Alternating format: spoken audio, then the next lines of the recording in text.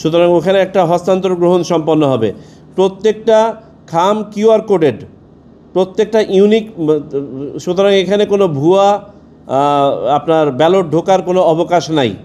আচ্ছা, কিভাবে ভোট আপনার গণনা হবে পদ্ধতি আমি সংক্ষেপে বলেছি, আপনাদেরকে আবারও রিপিট করে বলি।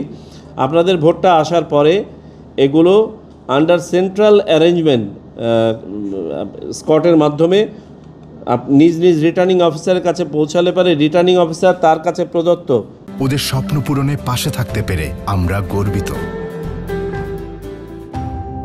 আগের থেকে প্রাপ্ত তালিকা, যেটা আপনারা নিবন্ধন কার্যক্রম যখন সম্পন্ন করেছেন তখন আমরা একটা তালিকা জেনারেট করেছি বিশ্বব্যাপী, যে কোন দেশ থেকে কতজন ভোট দেওয়ার জন্য আবেদন করেছেন, এবং এটা প্রতিদিন আমরা পাবলিক করে দিচ্ছি। আপনারাও দেখতে পাবেন ওয়েবসাইটে যে প্রবাস থেকে কতজন ভোট দেওয়ার জন্য আবেদন করেছেন। সো এই তালিকাটা আপনার রিটার্নিং অফিসারের কাছে থাকবে।